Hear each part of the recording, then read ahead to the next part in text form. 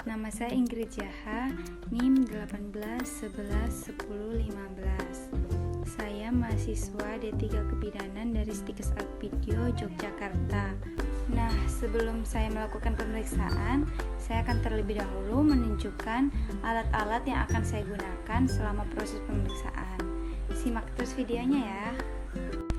Baik, untuk alat-alat pemeriksaan fisik dan antropometri, yang pertama ada bak instrumen, bengkok, skapula, senter, termometer, pita Medlin, tisu, stetoskop, timbangan bayi, buku KIA, dan pantum bayi.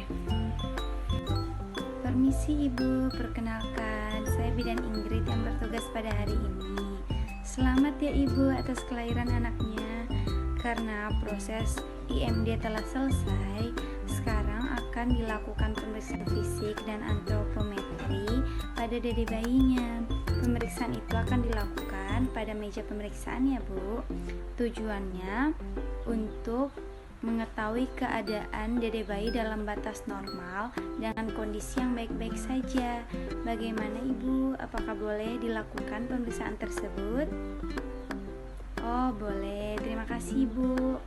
Kalau begitu, saya akan mengambil dede bayinya ya Bu untuk dilakukan pemeriksaan di ruang pemeriksaan. Langsung saja ke langkah pemeriksaan yang pertama. Kita siapkan timbangan bayi, lalu kita berikan alas yang tipis untuk mencegah bayi terkena hipotermi. Lalu kita letakkan bayi ke atas timbangan. Beratnya 2700 gram, itu berat bayi normal. Lalu ke tahap selanjutnya. Setelah tahapan penimbangan berat badan bayi, kita lanjut ke tahap pengukuran panjang bayi. Kita siapkan tempat yang datar dan kayu pengukur panjang bayi, lalu kita letakkan dede bayi dan mulai mengukur dari ujung kepala bayi sampai ke ujung kaki bayi. Ini hasilnya 52 cm. Lanjut ke tahap selanjutnya, kita akan mengukur suhu tubuh bayi menggunakan termometer.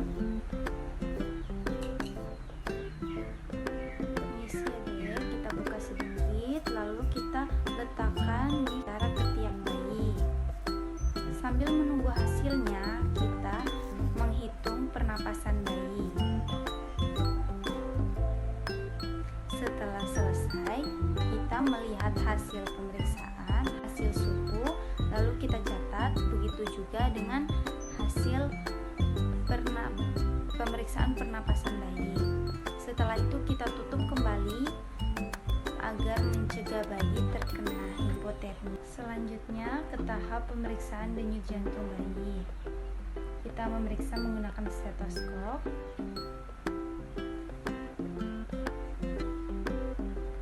Selama 1 menit. Setelah itu kita mencatat hasilnya dan melakukan pemeriksaan selanjutnya. Kita akan melakukan palpasi pada daerah kepala untuk memastikan tidak adanya benjolan. Lalu yang selanjutnya kita melakukan pengukuran lingkar kepala bayi.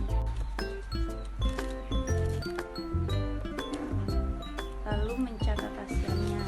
Tahap selanjutnya kita memeriksa mata bayi, melihat warna, lalu kondisi mata bayi pada saat di senter.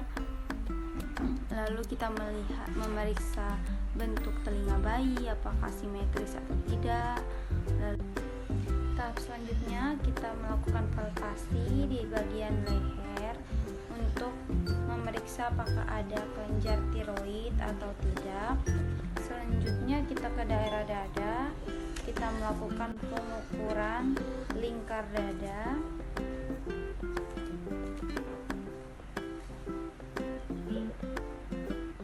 Setelah kita catat hasilnya, kita memeriksa bagian lengan, kita mengecek apakah aktif. Setelah itu kita melakukan pengukuran lingkar lengan.